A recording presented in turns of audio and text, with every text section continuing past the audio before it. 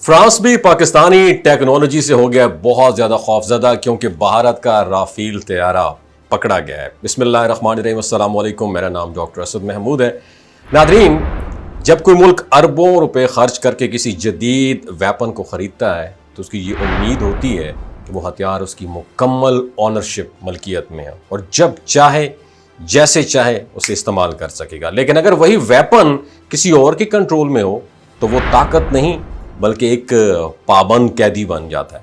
بھارت کے ساتھ بھی کچھ ایسا ہی کھیل ہوا۔ جب رافیل طیارے کو بھارت نے اپنی فضائی طاقت کی نئی پہچان سمجھ کر خریدا تھا، وہ اب بھارت کے لیے ایک درد سر بن چکا ہے، ایک ایسا خواب بن چکا ہے جو جاگتے ہوئے بھی اس کو ڈرا رہا ہے۔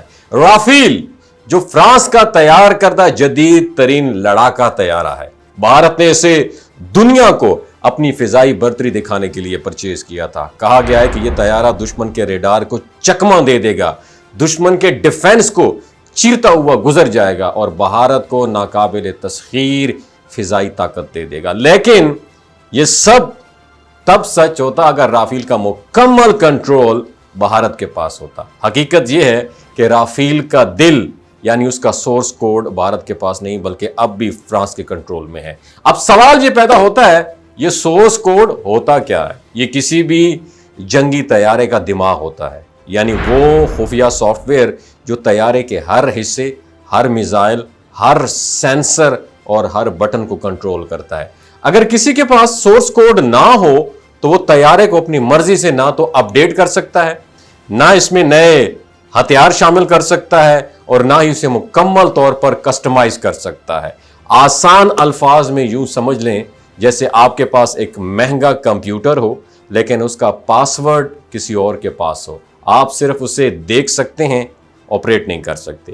یہی وجہ ہے جب بھارت نے کوشش کی کہ وہ اپنے بنائے ہوئے میزائل جیسے کہ ان میزائل جو ہیں اپنے ان کو رافیل میں انسٹال کرے تو فرانس نے صاف انکار کر دیا کیونکہ سورس کوڈ کے بغیر ایسا پاسبل ہی نہیں تھا۔ فرانس کو بھارت پر ٹرسٹ نہیں ہے، خاص طور پر اس کے غیر محتاط اور ایگریسو جو اس کا طرز عمل ہے اس کی وجہ سے فرانس کو بھارت پہ اعتبار نہیں ہے۔ فرانس یہ بھی جانتا ہے اگر بھارت نے ان طیاروں کو پاکستان کے خلاف استعمال کیا اور پاکستان نے انہیں مار گرایا تو جو رافیل ہے اس کی ریپوٹیشن پوری دنیا میں خاک میں مل جائے گی۔ اب دلچسپ جو بات یہ ہے کہ پاکستان کے پاس ایسے جدید ریڈار اور میزائل سسٹم موجود ہیں جو رافیل جیسے طیارے کو نہ صرف دیکھ سکتے ہیں بلکہ اسے لاک اور ٹارگٹ بھی کر سکتے ہیں۔ اور چین سے حاصل کردہ پاکستان نے YLC-8B اور JY-27A ان جیسے ریڈار اور FD-2 اور PL-15 جیسے ایئر ٹو ایئر میزائلز اور سب سے بڑھ کر جدید الیکٹرانک وارفیئر ٹیکنالوجی رافیل جیسے طیارے کے لیے ایک بہت بڑا خطرہ بن چکے ہیں۔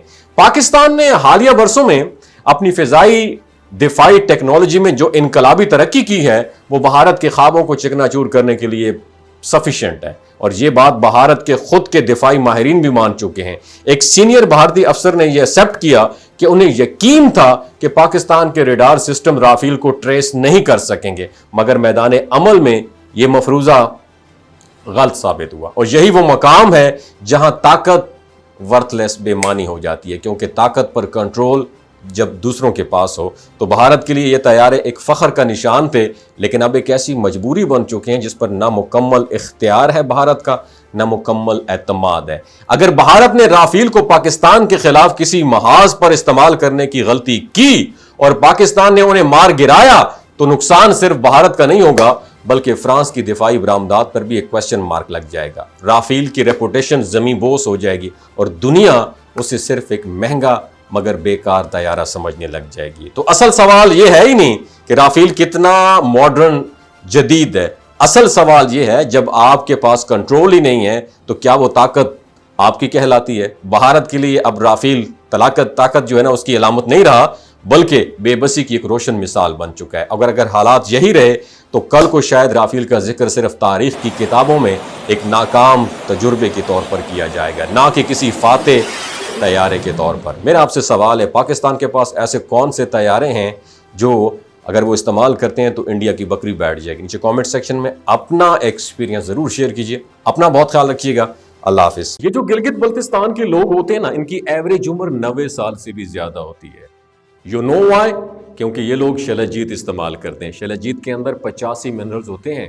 اگر آپ چیزوں کو جلدی بھول جاتے ہیں، مردانہ کمزوری محسوس کرتے ہیں، اولاد جیسی نعمت سے محروم ہیں، اور آپ سپرم کاؤنٹ آپ کے کم ہیں، ٹیسٹوسٹیرون ہارمون امبیلنس ہے، آپ سدا بہار جوان نظر آنا چاہتے ہیں، خون کی کمی کو دور کرنا چاہتے ہیں، ہڈیوں جوڑوں کے دردوں سے نجات حاصل کرنا چاہتے ہیں، موٹاپا کم کرنا چاہتے ہیں، تو ڈاکٹر اسد محمود کی پیور اینڈ نیچرل شیلاجیت ضرور استعمال کریں. ایک بات آپ نے دماغ کی کھڑکیوں کو کھول کے اپنی سننی ہے، ہمیشہ آرگینک اور قدرتی چیزوں کا استعمال کریں. کیمیکل والے فوڈ سپلیمنٹ خدا رہا استعمال نہیں کرنے. اگر آپ ڈاکٹر اسد محمود کی پیور اینڈ نیچرل شیلاجیت کو آرڈر کرنا چاہتے ہیں، نیچے دیے گئے نمبر پر واٹس ایپ کریں. 3 باتوں کا خیال رکھنا ہے: ہائی بلڈ پریشر میں مبتلا افراد، خواتین جو پریگننٹ ہیں، اور 15 سے 20 سال کی جو نوجوان نسل ہے جو غیر شادی شدہ ہیں، اپنے سیکشول پاور کو بوسٹ کرنے کے لیے استعمال کرنا چاہتے ہیں، تو ڈاکٹر کے ایڈوائس کے بغیر استعمال نہ کریں. باقی سارے لوگ بے دھڑک گرمی اور سردیوں میں استعمال کر سکتے ہیں. اپنا بہت خیال رکھیے گا. اللہ حافظ.